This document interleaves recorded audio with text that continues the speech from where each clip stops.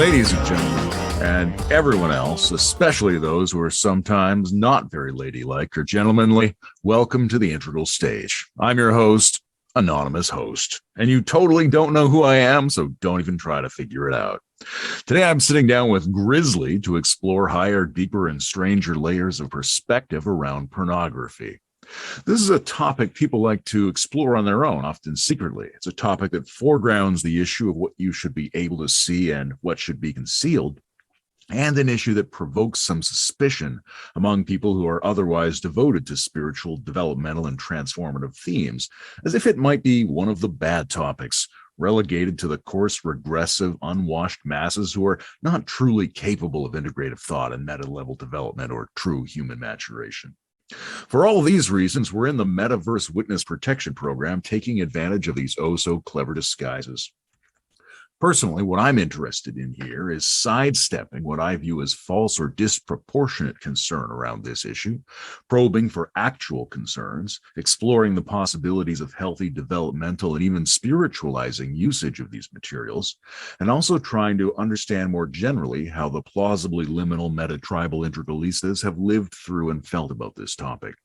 So I'm happy to be joined by my very special guest, who is presumably some degenerate, subhuman, misogynistic porn addict barely capable of stringing a coherent sentence together. It's Grizzly. Hello, Grizzly. Hey, Anonymous Host. It's really great to be here with you today. My feeling is that there's real disproportionate suspicion around visual cultural artifacts that graphically portray erogenous zones, reproductive body parts, and various thematic styles of real and artificial sexual performance. Yes, there's an industry that doesn't always treat people well, but that's also true of the candy bar industry and the oil and gas industry, and we still let kids ride in cars and eat Halloween treats. Yes, there's something provocative about sexual acts, but why do the images of these acts cause people to become hysterical when a child might get a pat on the head for reading about them if it was part of literature?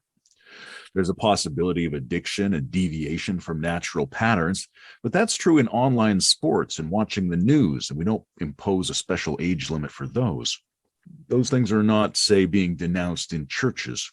Crass people hang up pictures of barely dressed people in swimsuits, but not completely naked. Sophisticated people have erotic nude images, but not pornographic images.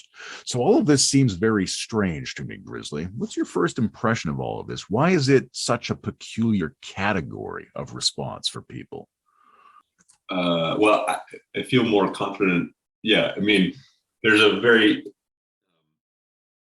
there's got to be a very rich historical answer to this, but since I'm a degenerate, misogynistic porn addict, grizzly bear,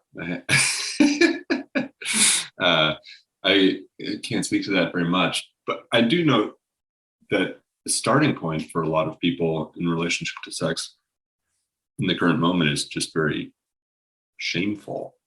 So, and just strong emotions in general, and maybe unpacking some of those strong emotions that people have would be fruitful, because I don't think it's shameful for everybody, but whatever the historical reasons, the outcome of that is that it's a lot more shameful, or it's a lot more vulnerable, or it's a lot more scary for people to see naked images of other people and to see explicit pornographic images of other people rather than riding in cars. It's easier for us to dissociate between the poor treatment of indigenous folks in Ecuador by Chevron than it is, and it's not even really the poor treatment. I don't think that's the reason people are intense about pornography.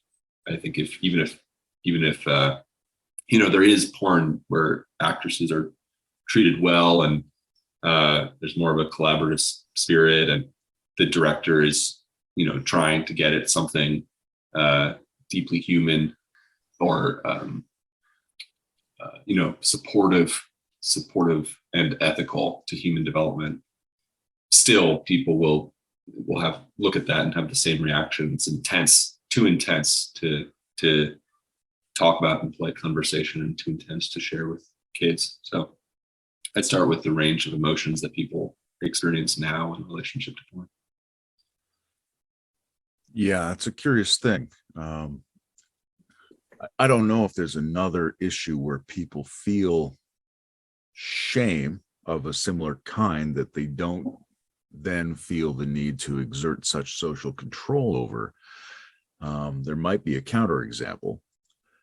One of the things that makes me curious is how much of this is situated in individual personal responses and how much of it is kind of a collective mood of wanting the tribe to control the secrets and mysteries of reproduction in a very ancient sense, and that people might have an immediate reaction to control that comes prior to any feelings around, say, shame. Yeah, I mean, that's interesting to me too. Because if we're talking about current conflicted relationships with pornography, we're at least implicitly supposing that there's a healthier, easier, more appropriate in various ways relationship to pornography that we could have collectively. But it's not clear to me what that is, actually. It's certainly not obvious to me that more openness or more frequent, more public, younger, easier access to pornography of every kind is the answer. That doesn't automatically seem healthier to me. One thing I would want to protect in relationship to sexuality and yeah, curious. I haven't worked it out, but I'm interested to talk about the implications of this for porn. But one of the things I would want to protect in relationship with sexuality is the sense of, and again, curious whether this is true for everybody, but is a sense of this kind of sacred mystery, actually. And this goes back to the intensity thing. You know, like it was certainly my experience. Curious about your experience, anonymous host, Fox. You know, my first sexual experiences were emotionally intense. They were exciting. They were simultaneously mysterious and natural at the same time. There was both a deep comfort and familiarity and a deep novelty to them. They were already shameful and had to be hidden. You know, I had already knew that was the case without knowing why I knew that. So there was that layer too. But one of my concerns with one of my interests in changing how we relate to pornography would be, how do we actually protect, maintain, extend, and deepen that relationship, that sacred, mysterious relationship with sexuality throughout sexual development, including into adulthood and through adulthood. And that doesn't automatically mean it needs to be rare or hidden away, but sacred ritual, sacred behavior often is esoteric, hidden away, only brought out at certain moments of the year or certain times of day, or by certain people who it's their job to be immersed in sacred esoteric practice. Yeah, so I think accessibility for whom for sacred pornography would be a big question for me. Yeah, I think there's an open question as to whether the information technologies that are increasingly governing our lives create a situation in which it's not even possible to really think about any type of imagery, say, being concealed. So if we were going to think about how mystery could continue to be attached in a sacred way to actual sexuality, we would then need to think about the gap between pornography and mysterious sexuality being something that a certain way of relating to all of this makes available.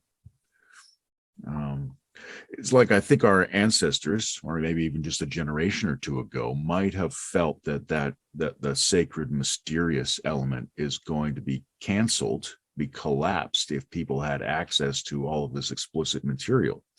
Now people have access to all of this explicit material, and that doesn't seem like it's going to go away anytime soon. So the question would be, how do we relate to the difference between those two domains in a way that preserves that mystery? Like, how do we prevent the conflation of pornography and sexuality, so that you can have access to pornography, which the society does, but without thinking that you're thereby gaining access to the sexual mystery, because you're not. It's some other domain of experience. Yeah, or you are, or that just or just the distinction is made clear. Yeah, I don't think that access to pornography necessarily takes away the sacred, but we certainly don't know how to use it, or most people certainly don't know how to use it. If something is going to be sacred, and if we're going to cultivate a sacred relationship with sexuality in general and with pornography in particular, then my starting assumption would be there'd have to be a view for what that means, and there'd have to be practices for strengthening that view. And it's not clear. I mean, I tried to explore this years ago. I led an 8-week program, in-person program, where it turned out me and several gay men. That wasn't the intention for it just to be. It was meant to be just men, but it just happened to be mostly gay men. Viewed pornography together, and then tried to bring practices to our own use of pornography at home on our own, and then discuss those together to try to cultivate at base a healthier relationship with pornography, but potentially even a deepening relationship with pornography. That's a very curious thing to have done. What were some of the practices you tried out, and what were some of the conversational themes that emerged from that? I tried to start very simply. So it was basic mindfulness practices, brought to bear across various aspects of the experience. So my basic suggestion in the program was become more aware of as many aspects of the experience as you can, and as deeply as you can. Become more aware of what you're attracted to and not attracted to, and why. Become more aware. And the why part is already complex, right? Because there's already a bunch of emotions in there. There's already a bunch of thoughts in there, interpretations, identity things, past history things. So all of that. Become more aware of your own physical sensations, in viewing and in touching yourself. If you're touching yourself, become more aware of your relationship and intentionality in those moments. What are you notice that what you're doing in each moment is a kind of practice, that whatever you're feeling, whatever you're doing is strengthening that thing. So treat it as such, and ask yourself, is this a thing? Is this an experience I want to be getting stronger and more habitual in my life, or not? And then reflect on what relationship, what intentionality, what emotions, what sensations, what capacities you would like to get stronger and more habitual in your life. And then we would talk about all of that. The types of practices I noticed myself gravitating towards would be somatic, first of all, like really paying a lot of attention to the subtle interior body experience, particularly streams of stimulation as they occur. Just any kind of intentionality. Like, are you just sort of passively observing however you happen to observe, or are you making some choice about how you're going to place your attention in the viewing? question of how you demarcate identities in the visual field has always been very interesting to me. For example, if you're watching 2 or 3 or, whatever you're watching, are you thinking about one of them? Or are you thinking about both of them? Or are you treating the whole thing as an entity? That's always intrigued me, to try to trick my brain into visually regarding all the participants as a single entity, because that corresponds to certain kinds of non-sexual experiences of observation I've had about human beings. The other thing is the question of identity and transference, like the presence of which characters make you feel intrigued or uncomfortable, or if you're a man, how are you relating to the other man? If you're a woman, how are you relating to the other woman? To what degree are the images showing up in your own experience as a version of yourself, and to what degree are they showing up for you as some kind of other who's either seductive or maybe a little bit disturbing? Those are fascinating, and I think that those are all probably fairly uncommon practices that you bring to pornography.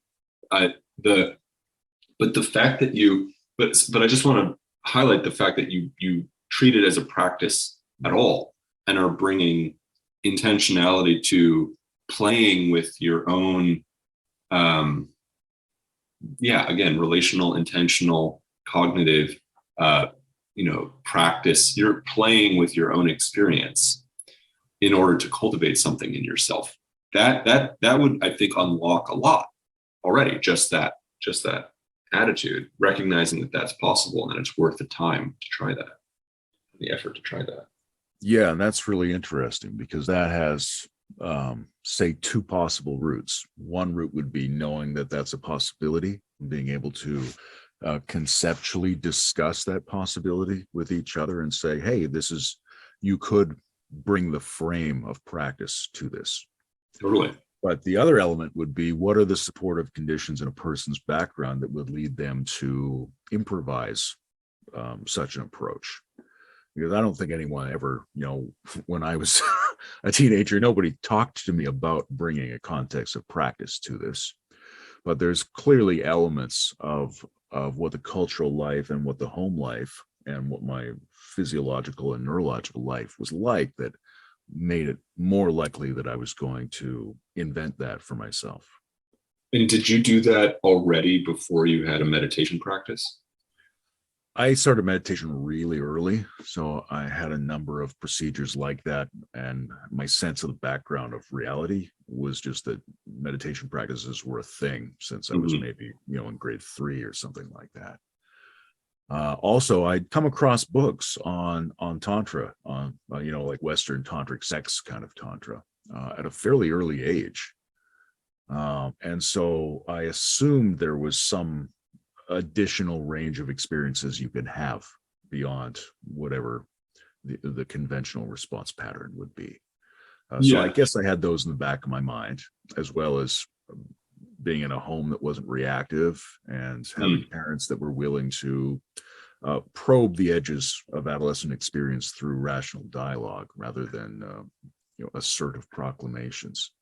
Were you also talking about sex with your parents in an open way?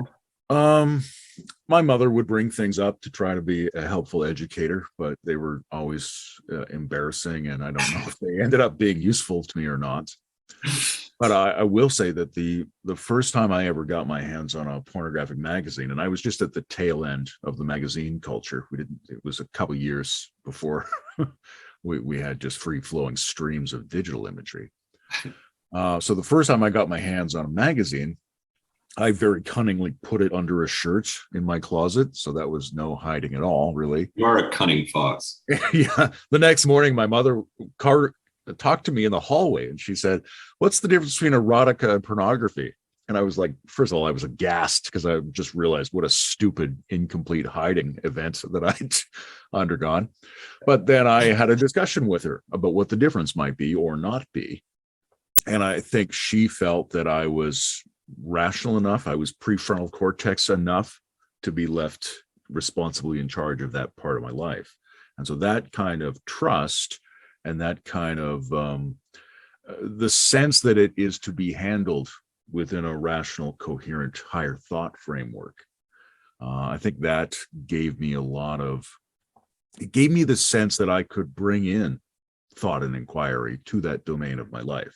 So it's not like we talked about it that much, but there was a strong implication that this was a place that you brought thought and curiosity rather than just behavior. Hmm. No, there's a lot there. I'll just say, I'll just start it was also, for me, I didn't think about bringing a practice attitude to pornography until after I had been meditating for a bit. And after, because of meditating, and after bringing meditation into my life in all aspects already. So the kind of like the revelation of meditation after, just doing it during a meditation session when you're sitting on a cushion, then became, oh, I can bring this practice attitude to everything. And then it was easy to see, oh, I could bring it to meditation. So,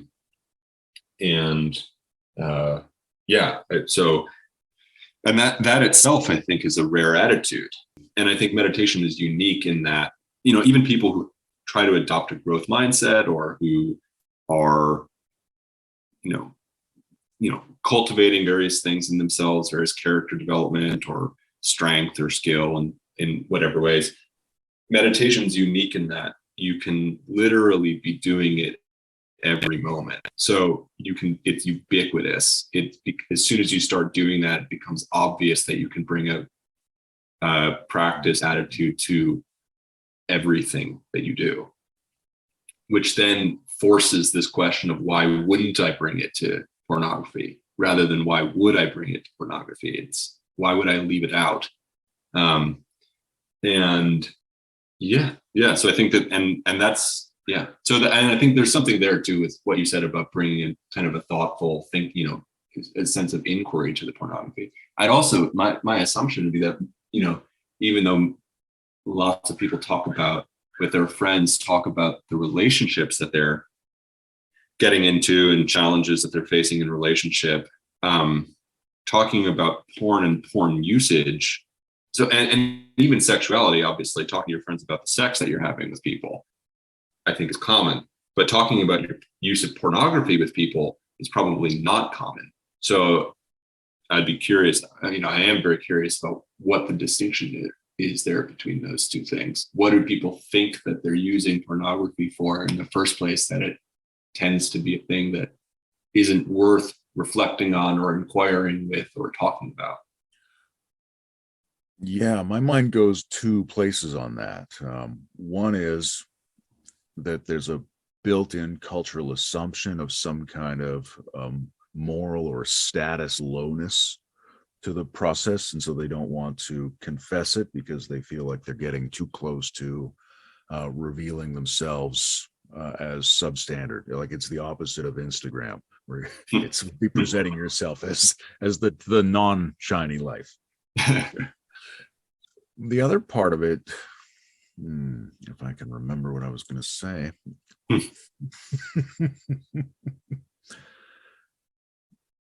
No, I can't remember the other half. It'll come back. It's interesting that I still have this feeling about porn usage at the same time that I think porn itself is becoming more open, which is weird. Like OnlyFans, for example. I've been reading about OnlyFans a bit recently, and the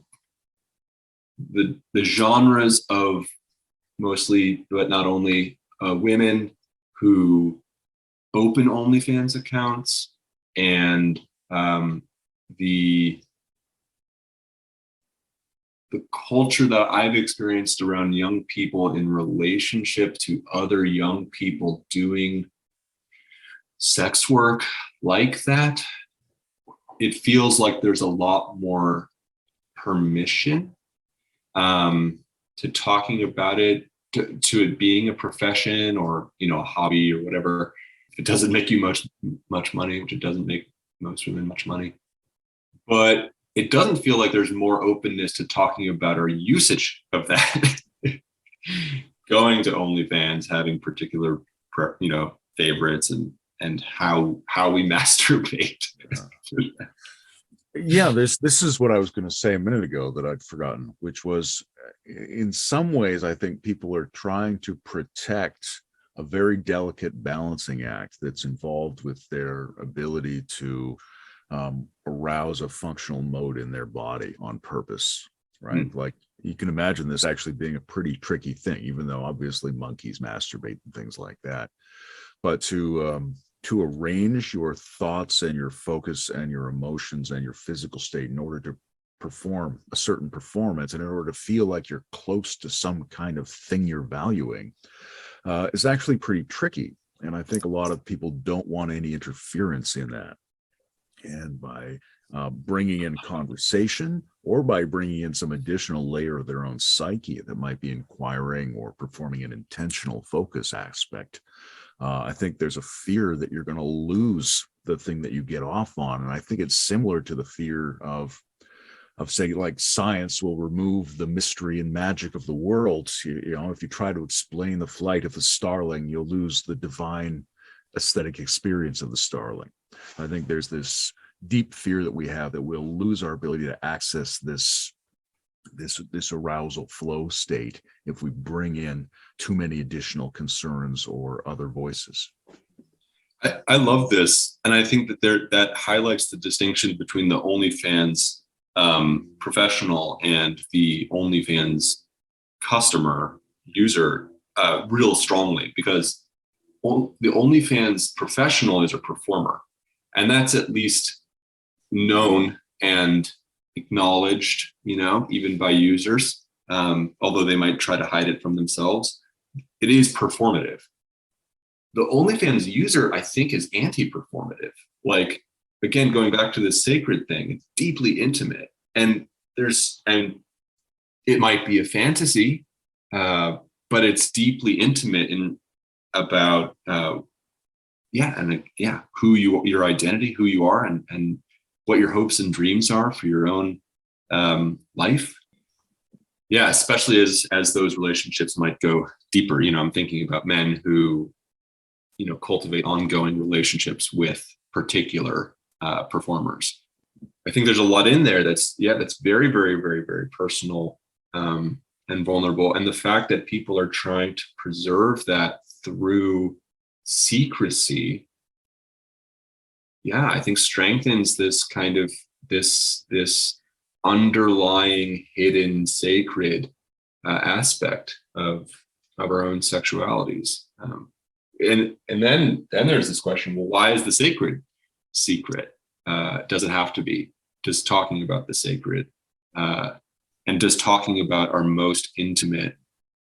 You said, you talk about it as an arousal state, an arousal flow state. And I think what that leaves out for me is some kind of meaningfulness. Why are these experiences meaningful for people? And what is it in terms of the value of themselves and their own lives that they're trying to get out of their use of pornography?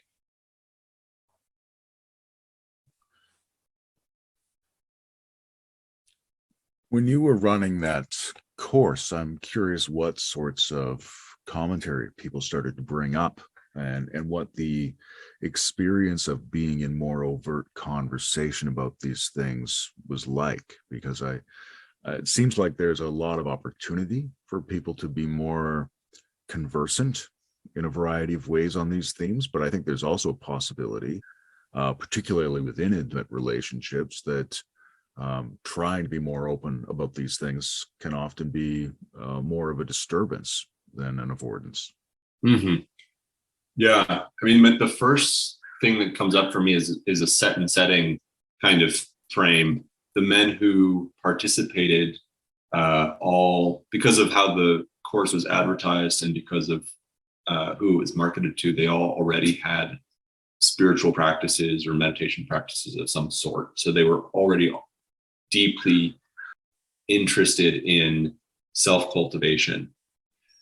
The other thing was that it was hosted at the Center for Sex and Culture in San Francisco when it still existed. Sadly, it's no longer, which was known there for decades of holding both a very open and supportive and a very rigorous, both ethically and intellectually, bring a very rigorous approach to sexual exploration.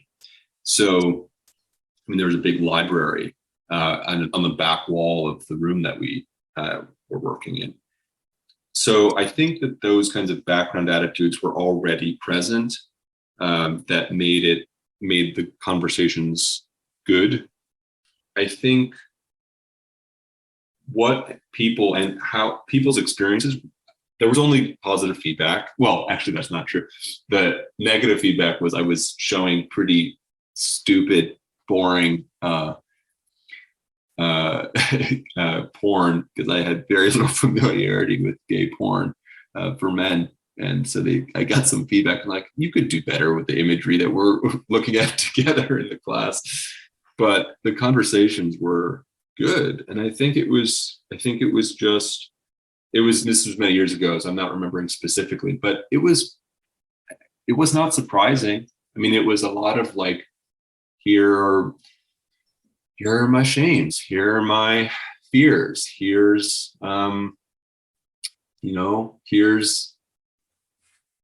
what happened when I tried to bring mindfulness to touching myself for 10 minutes. And it was all held with an attitude of openness and exploration, which I think was the most important part. So I think there was a lot of intimacy and the guys getting to know each other and themselves more deeply. We touched on the idea of the shame emotions earlier, and there's an ambiguity in that for me. I feel like ever since I was a kid, I was aware of this argument that dirtiness, let's say, as a concept, as an affective mood associated with sexuality, was believed by a lot of progressive thinkers in the late 20th century as being an artifact of repression, of social shaming, things like that. And that if we were not so repressed and uptight and weird about our bodies, then we wouldn't experience a kind of aggression and degradation and filthiness in sexuality. But I think that all, for me, it always seemed like that was a bit suspicious, like that was a bit idealistic on their part, and that there might actually be some of those qualitative flavors built in. And when I think about the Muladhara chakra, for example, it's not just a sexual center. It's also, there's blood and feces and urine. For me, the horror film is the perfect example. People go there to be titillated, but they're not big. They are seeing nudity and sexuality, but they are also seeing splatter and gore and terror and fleeing. And there's this whole swath of different affects associated with this region. And there might be something kind of intrinsically filthy, not in general, but as just one of the subtones incorporated in that region. And that we may mistake that for thinking that we're ashamed or worried or have internalized some weird social judgment. Yeah, I think that deeply resonates with me. And I don't think we would discover that unless the social shame piece was handled appropriately so that we could disentangle those two things. I mean, there's two things that come up for me. One is that sex is messy. Like there is messiness, and there's liquid, there's blood, there's sounds that are not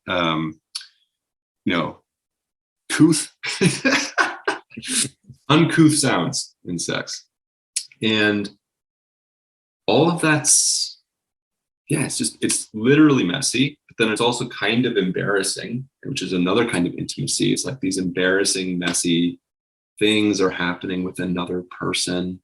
That's not normal. There was also, I forget where I heard this, but a distinction between terror and horror, where horror is the quality of like inside outness, or boundaries being crossed, or identity being broken in some way. And that is also exactly what happens in sex. Maybe even in bad consensual sex to some degree, because of your desire to be intimate, very, very intimate with someone physically and in a vulnerable position. Vulnerable, you don't have your clothes on, right? You just are exposed. You're literally exposed. There's a physical vulnerability in that, even if both people or all the people involved are not actually threatening or violent at all. But in good sex, it is absolutely the case that you turn inside out and your boundaries are unfolded, and you don't. That's a lot of the point, which again touches on the sacred thing and this meaningfulness thing. So yeah, I strongly agree with what you're saying, and I think that unpacking that a lot more would be super helpful for people. There's another issue here around hyperreality or something like that. As depictions of sexuality have moved from simple art to literature to stylized imagery to digital imagery, there's a sense in which anybody who's familiar with the notion of astral planes and bardo realms and things like that might start to wonder whether or not we're peering into those zones, right? For these forms to start to take on the quality of flowing patterns of information and light. It's almost like we're not seeing sexuality anymore. We're starting to see the realm of the devas or something like that might be depicted in Tibetan iconography or some other elaborate ancient sacred style. That offers a big challenge to pornography also, because I know many women and some men for whom during sex a kind of observer position is deeply entwined with not being able to enjoy the experience, not being able to orgasm in particular, but just not being able to enjoy the experience. And in pornography, visual pornography is rooted in an observer's position. I think primarily because it emphasizes the visual, and that's all that can be transmitted digitally right now. It doesn't emphasize taste or smell or touch. And even when you're touching yourself, obviously there's a lot more physical sensation that's happening between people actually having sex than when you're touching yourself. And when you're having sex, definitely there's a visual component to it. But I think most of the experience, and especially most of the experience that leads to these mergings, these boundary breakings, is about touch and smell, and sound in particular, which is if you're exploring that, and if you're exploring that consciously and intimately, it's very much like a psychedelic experience that has a certain kind of psychedelic experience that you're navigating. Yeah, so pornography just might be missing. Part of the issue is just pornography might just be missing much of what actual sex is in its representation. Well, this makes me think about the places where the line between pornography and sex blur into each other. And often those are places where a couple of additional reality signifiers are folded in that pornography doesn't normally have. Like when, and I'm guessing you have some experience of this. You're a couple years younger than me. Whether it's sexting or long distance relationships where two people are masturbating together in live video and audio feeds. How is that different or the same than pornography? Because it seems like it has these additional registers of reality. It's not quite the same as sex, but in what way is it the same or different than porn when they both exist as streaming digital stimulation feeds? Yeah, your question is raising another question for me too, which is the value, if we were to take if we were to take a practice attitude, to bring a practice attitude to porn, is it appropriate to see porn as to ask the question of how similar or different is it than sex? I think that's probably not the most helpful way to approach it, rather than to say porn is a distinct sexual encounter. What are its particular affordances? Obviously, the comparison between sexes is necessary for that, but not to bring in the assumption that it's less valuable a sexual encounter than actually having sex with someone, because it does have unique affordances. So I think maybe I'd love if we could come back to that question. But yeah, I mean, I think the first thing that comes up about this spectrum between porn, live digital interaction with someone, maybe a professional, live digital interaction with a partner that you're in relationship with, but long distance from, and then actual sexual experience is one spectrum of that is spontaneity. And porn is the least spontaneous and least interactive. So spontaneity and interactivity. Porn is the least, actual sex is the most on both of those, I think. And that matters because I think this comes to the vulnerability thing again. The feeling, and again, the meaningfulness thing. You're feeling more intimate with someone, the more, when we say that, when something is spontaneous, it also feels honest to us. The performative is both, it might be glossy, it might be extremely exciting, it might be beautiful even, but we don't treat it as honest.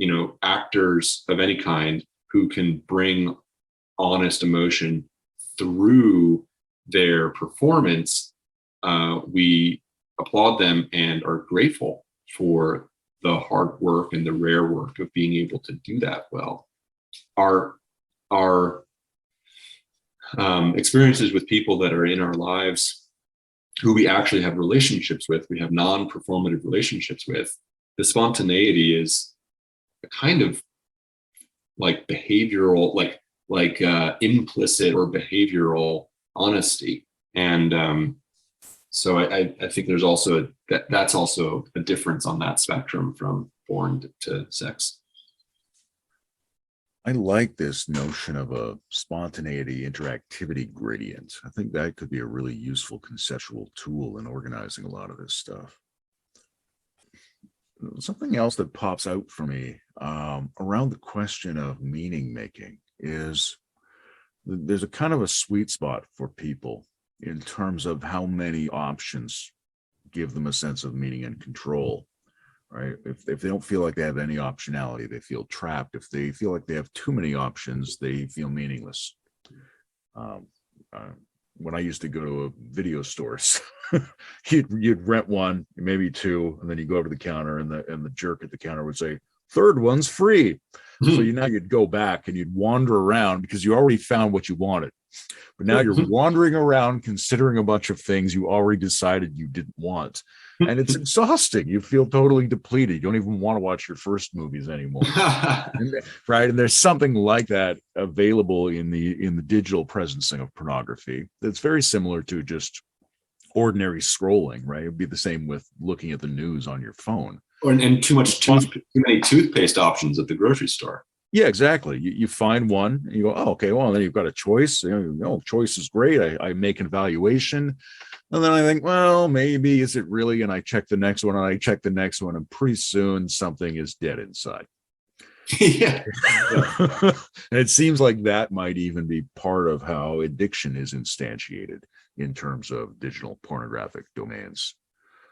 But it's certainly a deviation from whatever practice would enable maximum meaningfulness of experience in these activities.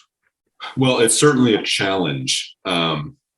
If you can overcome that challenge, it might be an affordance for cultivating in an even more intense intimacy with your own, what is meaningful to you.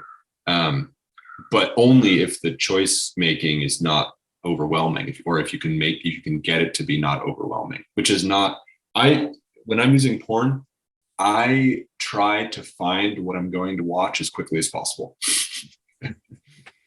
for this reason, because it's the choice overwhelm is awful and exactly not what I want to be in.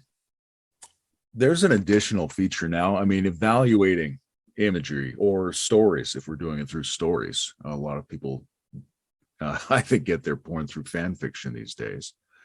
But there's a sense in which evaluating has always been a part of it, but now that's been officially instantiated in the kind of thumbs up, thumbs down universe. I'm wondering if you ever find yourself divergent between the use of pornography to produce the kinds of sexual states that you want versus getting into the mode of just, I'm the emperor judging things. Okay? the pleasure becomes evaluating. Oh, that was good. Move on. Oh, no, not that one. And I want to have that registered somewhere. That's a great question. One quick caveat is I'm noticing that, at least I'm speaking mostly about porn, that, visual porn, mostly video porn, and mostly my intuition about straight men's relationship with video porn. I feel like there might be meaningful differences here between women's use of pornography and literary pornography versus visual pornography. I don't want to dwell too much on that. There might be differences. I don't play the emperor much. Well, that's not true. It is still really important to me, and it is definitely a big part of the process of engaging with porn for me, that the emotional range that I'm experiencing in relationship with the attitudes, the behaviors, the emotions, the looks that the people are portraying is all a super, super important part of the experience. And I definitely try to both explore and cultivate ranges of emotion and relationship that are easier to access that way, because there's just more of it. So I can, there was a phase where I was into cuckolding stuff, and I could watch, I could identify, I could explore a whole bunch of feelings related to other men fucking my partner or my wife in a way that I could be in that imaginary in a bunch of different versions, just way faster and more iteratively than I could be in my real life, because that wasn't, it was kind of barely happening a little bit, but not, and that's why I was watching it. But there's just a lot more iterations there to explore. So that's just one example. There's there's obviously a lot of different attitudes and emotions and relationships with sexual partners that you can explore. So that's a unique affordance of pornography. It raises a question about, is that real? How much are you actually learning about yourself and your own emotions, and how much are you actually widening your range, encountering yourself, becoming more comfortable with various aspects of yourself by engaging with a performance that has a very particular commercial goal? And my answer to that is not zero. You are experiencing yourself authentically to some degree. And so it's useful to work with it in that way. Yeah. This notion of being able to explore intensities and iterations of things that we're experiencing in real life, perhaps even in a partial form, that sounds like it has enormous possibilities for human self-exploration. But like you say, it depends on the degree to which those things actually become assimilated or actually become insight, which is not zero, but not 100 either. Yeah. There's another aspect to that, which is there's a possibility of exploring ranges of potential stimulation sets that are not present in one's actual life. Like you mentioned, let's put the notion of literary porn aside. You mentioned gay porn and things like that. I mean, there's a lot of people who only go to the thing they like, even though the thing they like unfolds and changes over time. There's some people who say, I'm actually curious about things that I don't like. I want to have a look at those. Mm-hmm. But then there might be a more elaborate version of that practice, which is I want to see if I can actually stimulate myself with things that I don't think I like. Mm-hmm. What's your experience or approach to those levels of diversification? Mm-hmm. Mm-hmm. Not a ton. I mean, I have gone through a phase of trying to look at stuff that I wasn't attracted to, but I never tried to look at stuff that I wasn't attracted to and then try to stimulate myself in relationship, like try to discover arousal in it. And similarly, I haven't really ever been that interested in like exploring quote unquote deviance in any purposeful way, like the ragged edges of human sexuality. I've always been way more interested and have had plenty of material internally to explore around my own desire sets. Basically it's like, what's an example? Like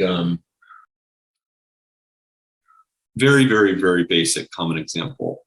Do I like being submissive or do I like being dominant in a sexual experience?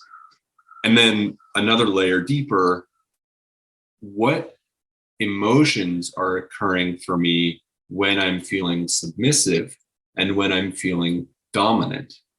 Another layer deeper, what are the implications for those emotions in relationship to a relationship with someone? So for example, one thing that I've been noticing recently is that when I am using porn to experience a dominant relationship, a dominant sexual relationship, one of the things that I like about it is that it comes with a feeling of, and this is relatively recently, it comes with a feeling not of so much of being the emperor exactly, of like power, but of care, of taking care of this person. And I noticed that has immediate implications for if I was in an extended relationship with someone, that feeling of taking care of would actually be something to grapple with in the relationship itself, not just in sex. Is this kind of taking care of someone? Is this emotion that I'm experiencing of wanting to take care, is this a healthy version? Is this a belittling version? If it's a healthy version, do I actually have the capacity to live up to this intense emotion I'm feeling in sex and wanting to cultivate in sex? Or do I need to be honest about myself, about my own limitation, more honest about my own limitations to actually maintain that successfully maintain in a practical way in the relationship, this feeling of successfully taking care of someone? What is their experience of being taken care of? How, does that enable them to grow or not? All of this I find actually present in the emotional experience of engaging with pornography. And so these things, even though they're basic, they're much more interesting to me. And that's mostly what I explore.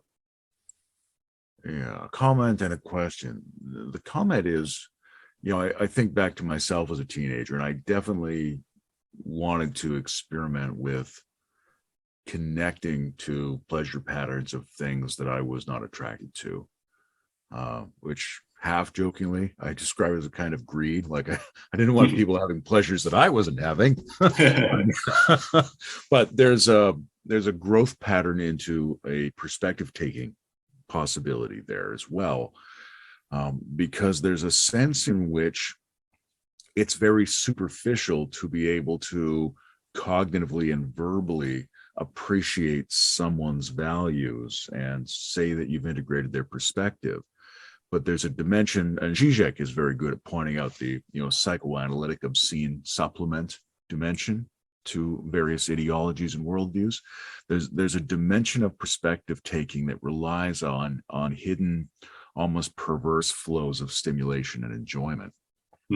I think that pornography is a place where people could attempt to connect with pleasures of other types of people, and then that might be an important bridge to a deeper multi-perspectival kind of universe. I think we see that in politics, where it's very easy to say, look, I'm an integral individual. I understand that traditionalists and modernists and postmodernists all have important contributions to make, but when I see someone from one of these other mimetic tribes doing something like voting for Trump or something, I don't connect to the enjoyment that they're taking in that act, the way they, how they get off on owning the libs or something. I see that it's happening, but it's hard to connect with the pleasure. And it might be that pornography is a relatively safe area in which people could try to access the perverse enjoyment aspect of taking the perspective of the other. So that's the commentary part. The question that comes back to this idea about care in relationship, which is very intriguing, makes me want to ask something like, when or how have you found that pornography has been good for an actual sexual relationship that you've been in, and when and how have you found it to be not good for that relationship or some other relationship? I've never used pornography. Maybe I have once or something. I've never used pornography with a partner, so I don't know about that. I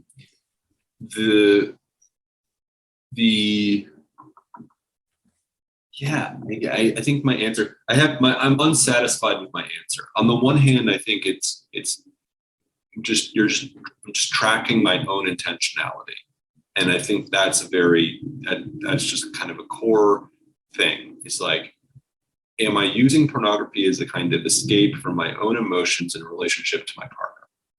You could escape with a lot of things, but porn is one of those things. And so I've certainly tracked, when I'm using porn as an escape from the emotions that I'm currently dealing with in relationship to my partner. And then in that moment, the use of porn is not helpful. I've also used porn to try to explore, like I was describing before with the cuckolding thing, things that were happening in my relationship. I've also used porn to explore things that I was desiring that wasn't in my relationship. And I think both of those have been productive. Um, uh, I think I have done both of those strategies productively with relationships. This thing that I keep bringing up around exploring, having the opportunity to explore ranges of types of relating that you just don't have access to in the real life, because you're not sleeping with or dating as many people as you can experience with pornography, or as frequently as you can with pornography.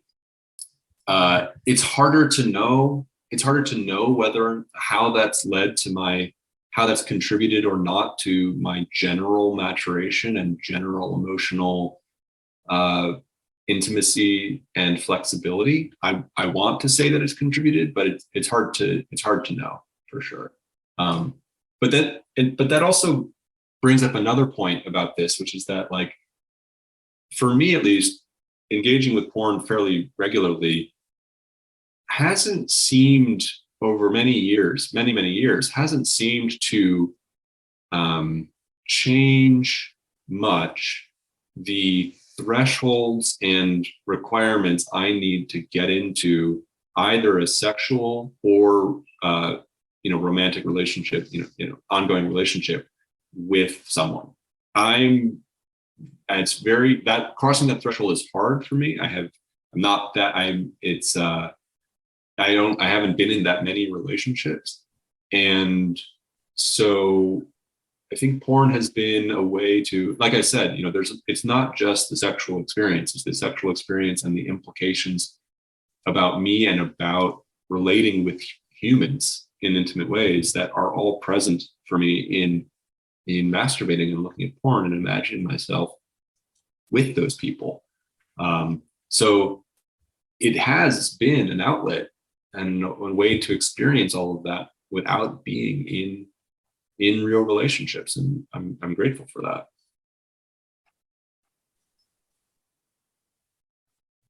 Curious to think about how much is generational and technological about all this. Like, obviously, our species has had a lot of different ways of handling these kinds of materials. Seems like it was something for the dining room in ancient Pompeii. Then it became a thing to be hidden away in the back room of the British Museum, lest the uncivilized poor people and women get their hands on it and go hysterical. And then it was something that was found in early photographs and early film in the 1970s. There was pornographic movies in mainstream movie theaters. Then there was a VHS era where there's this special room at the back of the video store. And now there's just this endless multifarious streaming of semi-professional, semi-amateur content. And I'm curious, like, how much of it do you think is generational? When you look at people your age and people younger, do you have the sense that there's a different attitude about it than there might have been 20 years ago or 50 years ago? Yeah, I do. It's hard to know. It's really hard to know these things. I think generational differences. One, it feels hard to know because sex is ultimately biological. It's so deep in us. And I think it's not just the act is deep, but I think that, like what we were talking about around this distinction between social shame and a kind of almost visceral horror. The social shame might be, culturally constructed and dependent on the attitudes and values of the generation. To whatever degree there is that kind of visceral horror thing going on, that's not socially constructed as much. And so that's the start, I think, is that I would probably weight that more universal side of things a lot more in terms of defining our personal relationships with sexuality. I could be wrong about that. Maybe it's a 50-50 thing. But it did say that there's this change in relationship with openness around sex work more now than I remember, certainly when I remember growing up. I mean, when it's like when a bunch of your friends are on OnlyFans and it's fun and it's kind of a joke and it seems sort of harmless, which maybe all of that's true, but I'm not critiquing it. But when that's as common as it is, you have to have a different relationship with sex work. It's still not clear to me that people have a different relationship with using pornography though. And that's, I think, what's more interesting to me. What I hear from people is concern that the massive availability causes people who are learning about sexuality to assimilate patterns of status and aggression and dominance and deviance. And I think there's some legitimacy to that concern, but often those people don't go on to suggest what might be an alternative way for people to pick up a whole bunch of information about sexuality and its different variations. Because if there isn't an alternative, then pornography is basically the only thing that's culturally available for people to freely explore those possibilities. Yeah.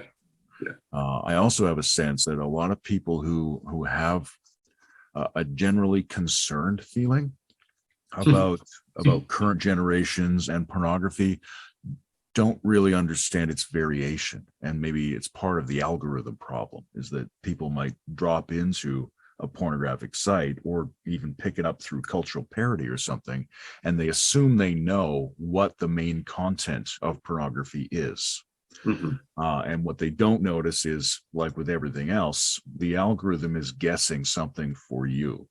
And as you interact with it, you're not seeing what everyone else is seeing. So you can't really take a glance at it and generalize about the experience that everyone else is seeing, because the next person might be seeing pornography with a completely different affect and social significance than what you're seeing. I don't know. I'm not that, I'm not intimate with school, sexual health programs anymore. I'm not intimate with parents. I don't know any parents whose children are the age to be having those conversations with them now. And obviously that would change depending on the subculture that we talk to. But yeah, I think the leverage here is less talking about what are people's current discomforts or and with talking about pornography and more offering an alternative, because my general sense is like nobody's doing it well. Almost nobody's doing it well, and culturally as a whole we're not doing it well. So seems like there's ripe opportunity for doing it better, and there's a lot of leverage there.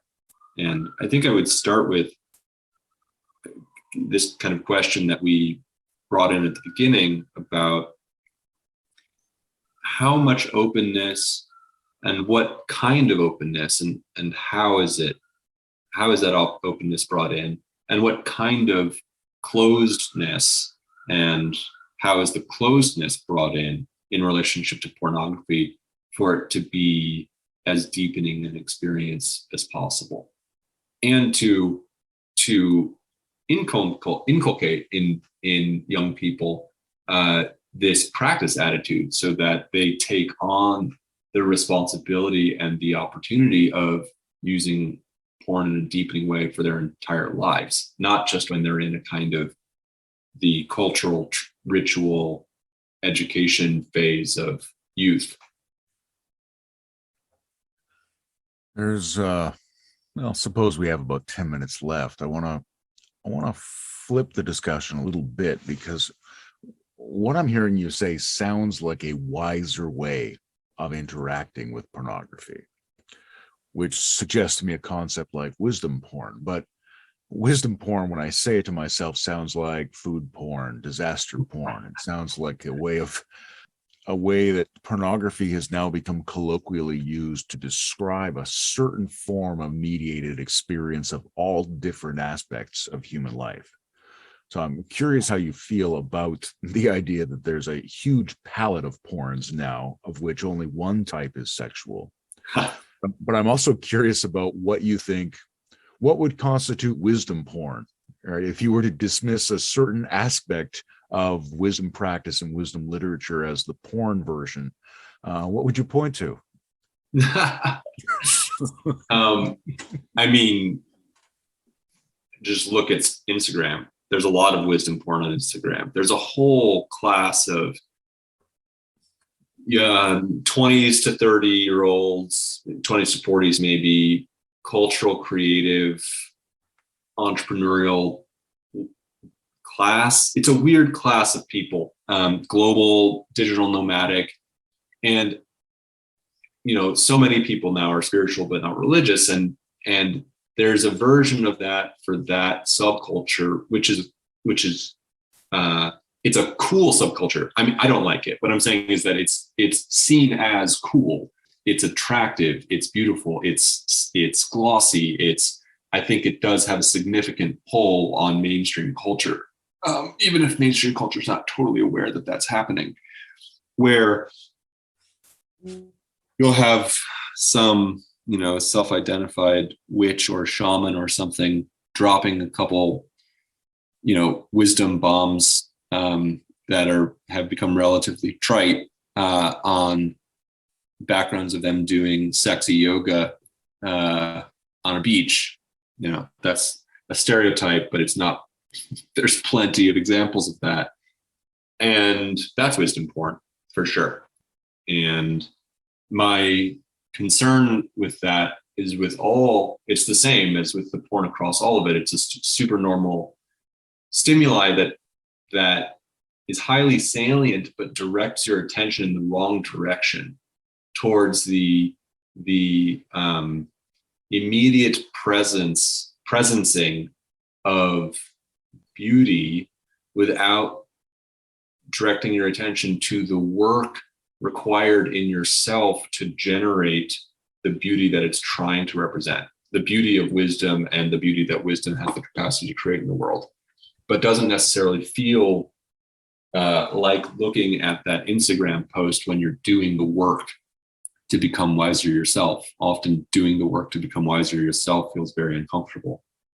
And that's not what the Instagram post or with any of these kinds of porn represent. So I mentioned Slavoj Žižek earlier, and there was another interesting thing he said about pornography, which was, and this was mostly about the VHS cassette era of pornography, where there would be this elaborate and painful storyline because it was poorly acted. They're not really actors. It was poorly scripted because they're not very interested in that part. And he would describe the dramatic introduction to the scenario as a kind of penance that people felt they had to undergo, a guilty payment for the pleasure that was to come. And there are a lot of different cultures that have various ways of kind of paying off their pleasures. And it seems to me that is part of what motivated me to take up more of a practice orientation toward it when I was younger, which was to me a reasonable, healthy, intelligently oriented way of making up for the fact that I was doing it, or satisfying this additional set of urges that would come along with that experience and make me want to correct it somehow. So it seems to me that might be very natural to have the feeling of interest coupled with the feeling of a need to correct that interest somehow. And one way to correct that or satisfy that impulse might be to take up a more deliberate practice life relative to these stimuli? I think correct potential unhealthy expression is good. It also raises a larger question about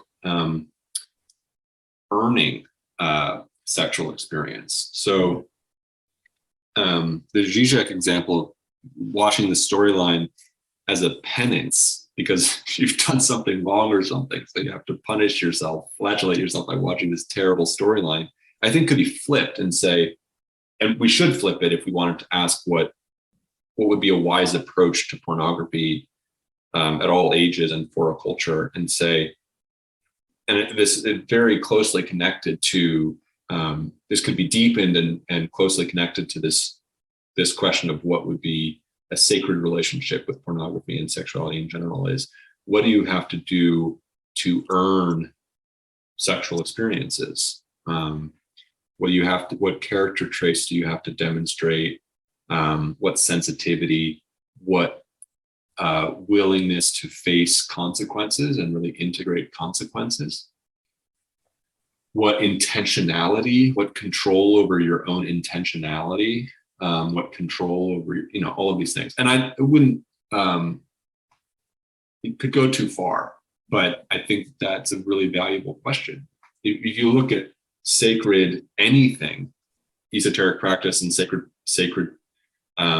knowledge, sacred ritual, there's always, even sacred ritual that everyone would have access to potentially, like a coming of age transition ritual. So often there is a demonstration process that you've earned the maturity to receive that wisdom practice. And so I think we should consider pornography in that same light. Yeah, I think that's excellent from two angles. One is, both of those angles are mediated in my mind through the example of addictive food or addictive consumption habits generally, because we might say, you probably shouldn't let little kids use digital devices. You probably shouldn't let them eat very refined sugar and carbohydrates either. It could fuck them up for their whole life. That they may not be mature enough to take in certain really intense or chemically modified substances yet. So there's a sort of proof of maturity before accessing these things that could be destabilizing. But there's also this deep sense of payment involved in maturation and in the sacred generally. And I think that's something people should think about a lot. That, again, to the food metaphor, we have a huge number of problems in super salient examples of processed sugars. And we didn't have those problems when you had to climb a tree and steal the honey from the bees in order to get super concentrated sugars, right? That there was a built-in modulating factor, a built-in skin in the game by virtue of the fact that you had to outlay some effort, some difficulty in order to gain access to these things. Yeah. And it might be that that's part of the mechanism that naturally moderates this stuff and allows it to continue to perform a healthy and sacred function rather than a diseased addictive function. Yeah. I think that's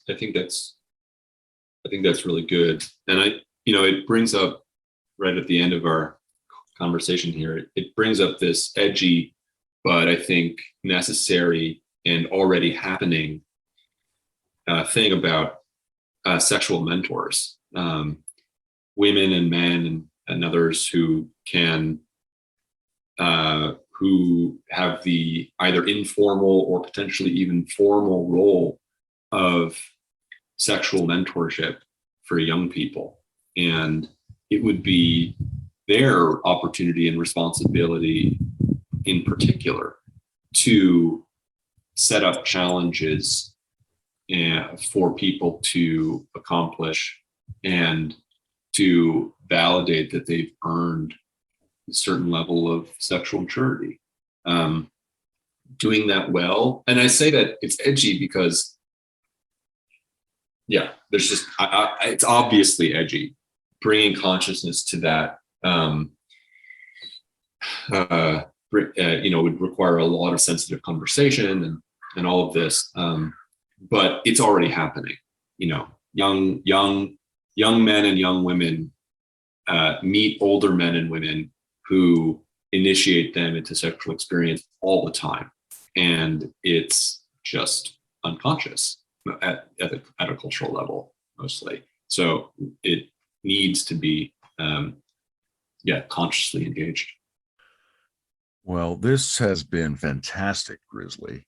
It's a really interesting subject that could stand for a lot more investigation. I appreciate your openness, and a number of the concepts you brought in, I think, would be absolutely necessary for conceiving a wiser, more developmental, more spiritually oriented approach to this material. So thank you very much. It's been a really fun conversation. Thank you.